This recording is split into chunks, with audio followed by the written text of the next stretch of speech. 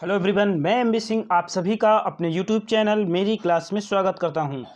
अगली कड़ी में जैसा कि पीईटी, एसएससी, जीडी या पुलिस के एग्ज़ाम होने वाले हैं, तो ये वीडियो आप सभी के लिए बहुत ही महत्वपूर्ण साबित होने वाला है। तो ये शॉर्ट वीडियो का अगला वीडियो है। उम्मीद करते हैं ये आप लोगों को पसंद आएगा।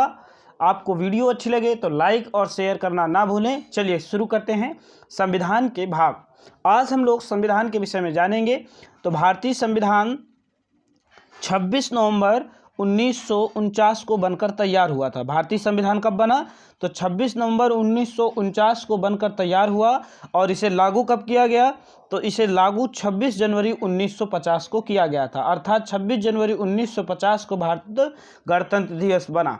जब भारतीय संविधान बनकर तैयार हुआ तब इसमें कुल 395 अनुच्छेद, 22 भाग और 8 अनुसूचियाँ थीं। वर्तमान समय में लगभग 470 प्लस अनुच्छेद, 25 भाग और 12 अनुसूचियों का वर्णन किया गया है।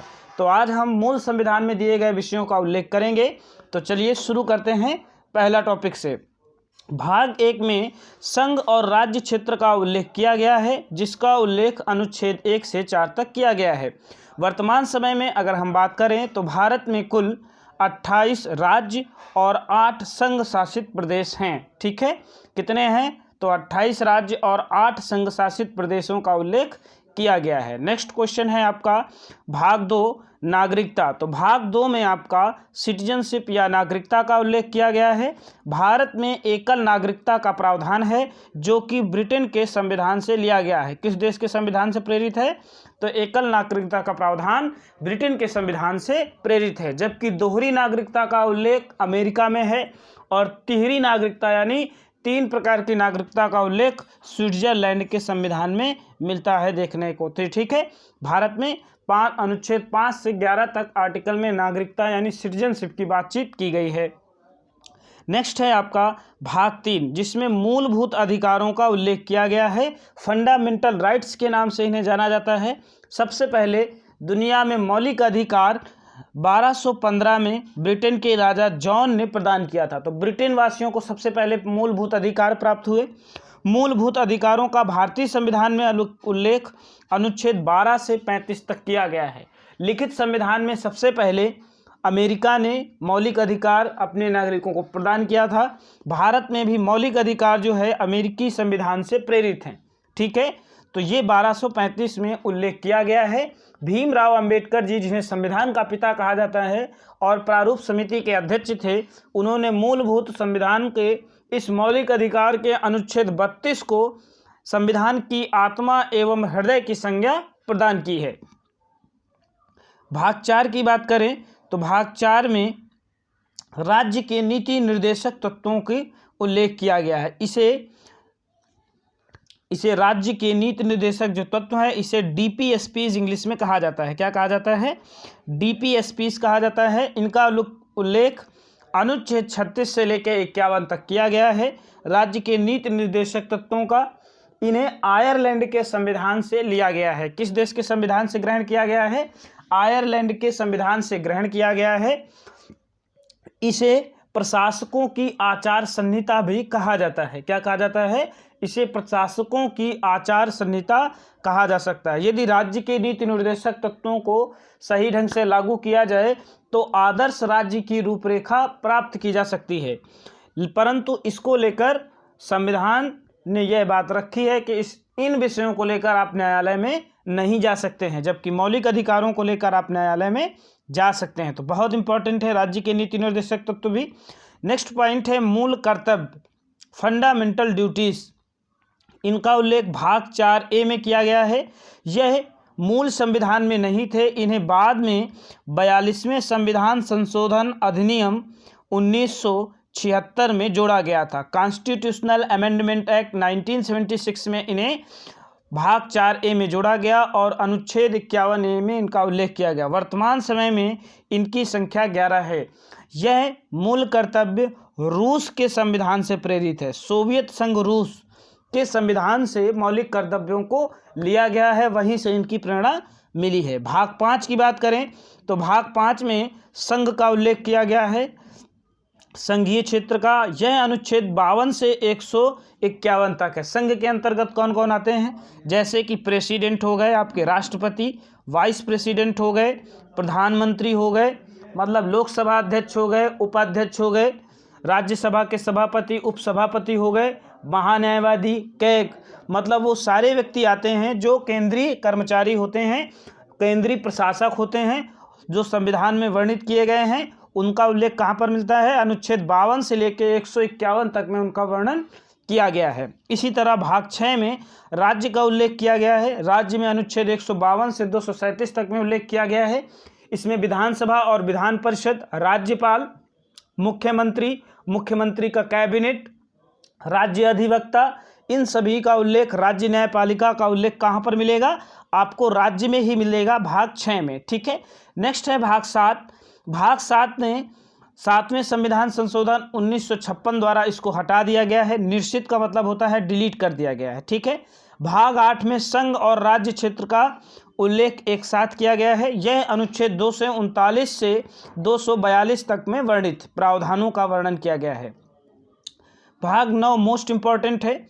इसमें पंचायत का उल्लेख किया गया है। अनुच्छेद 243A से अनुच्छेद 243O तक में पंचायत का उल्लेख किया गया है। 11वीं अनुसूची बाद में जोड़ी गई थी, उसमें भी पंचायत का उल्लेख किया गया है। भाग 9A में नगर पालिका का उल्लेख किया गया है। ये 12वीं अनुसूची में हमें मिलता है नगर पालिका का उल्लेख। ठीक है, तो ये भाग 9 में इसका वर्णन किया गया है। भाग 10 मोस्ट इंपॉर्टेंट है। अनुसूचित और अनुसूचित जनजातीय क्षेत्र का उल्लेख भाग 10 में किया गया है। यह आर्टिकल 244 से 244A में वर्णित है। भाग 11 संघ और राज्य के बीच संबंधों का वर्णन किया गया है। 245 से लेकर 263 तक में इसके सारे प्रावधान वर्णित हैं। भाग 12 में वित्त, संपत्ति, संविदाएं, वाद से संबंधित प्रावधानों का उल्लेख है, जो अनुच्छेद 264 से लेकर 300A तक में वर्णित हैं। भाग 13 में भारत के राज्य के भीतर व्यापार के लिए, वाणिज्य के लिए और समागम के लिए वर्णन किया गया है, जो 301 से 307 तक में वर्णित हैं। ठीक है, भाग 14 में संघ और राज्य के अधीन आने वाली सेवाओं का उल्लेख किया गया है, जैसे संघ लोक सेवा आयोग, राज्य लोक सेवा आयोग, IAS, IRS, इनका उल्लेख कहाँ है, तो अनुच्छेद 308 से 323 में है और भाग 14 में इनका उल्लेख हमें मिलता है। भाग 14A में अधिकरण का उल्लेख किया गया है। अनुच्छेद 323A और 322B में 323A और 323B में ही इनका उल्लेख किया गया है। इसके बाद बहुत इंपॉर्टेंट है आपका भाग 15, जिसमें निर्वाचन का उल्लेख किया गया है। पूरा निर्वाचन आयोग है इसमें। अनुच्छेद 324 से लेके 329A में इसका प्रावधान किया गया है। वर्तमान समय में भारत के मुख्य निर्वाचन आयुक्त सुशील चंद्रा हैं। ठीक है, एक मुख्य होते हैं और 2 सहायक होते हैं। नेक्स्ट है आपका भाग 16। भाग 16 में कुछ वर्गों के लिए विशेष उपबंधों का वर्णन किया गया है। इसी के अंतर्गत SC ST आयोग, राज्य पिछड़ा वर्ग आयोग से संबंधित प्रावधान और आयोगों का भी उल्लेख किया गया है। नेक्स्ट है आपका भाग 17, जिसमें राजभाषा का उल्लेख किया गया है। यह अनुच्छेद 343 से 351 तक में वर्णित है, जबकि भाषाओं का उल्लेख 8वीं अनुसूची में किया गया है, जिसमें 22 भाषाओं को मान्यता दी गई है। प्रमुख रूप से अंग्रेजी और भोजपुरी अभी 8वीं अनुसूची में दी गई भाषाओं में शामिल नहीं है। अनुच्छेद 343(1) में कहा गया है कि हिंदी भारत की राजभाषा होगी और लिपि देवनागरी होगी। 14 सितंबर 1949 को हिंदी को भारत की राजभाषा घोषित किया गया था। भाग 18 में आपातकालीन उपबंधों का उल्लेख किया गया है। इन्हें अनुच्छेद 352 से 60 तक में वर्णन किया गया है। यह जर्मनी के बीमर संविधान से लिए गए थे। नेक्स्ट है आपका भाग 19, जिसमें प्रकीर्ण का उल्लेख है। 361 से प्रकीर्ण का मतलब होता है विविध प्रावधानों का वर्णन भाग 19 में किया गया है। संविधान में संशोधन से संबंधित प्रावधानों का उल्लेख संविधान के भाग 20 में किया गया है। संविधान से संबंधित प्रक्रिया दक्षिण अफ्रीका के संविधान से प्रेरित है। किस देश के संविधान से प्रेरित है? दक्षिण अफ्रीका के संविधान से इसको प्रेरणा मिली है। भाग 21 में अस्थायी संक्रमणकालीन और विशेष उपबंधों का वर्णन किया गया है। जो 369 से लेके 392 में वर्णित किए गए हैं। भाग 22 अंतिम भाग है, जिसमें संक्षिप्त नाम, प्रारंभ, हिंदी में प्राधिकृत पाठ और निरसन का उल्लेख किया गया है, जो अनुच्छेद 393 से लेके 395 तक में वर्णित किए गए हैं।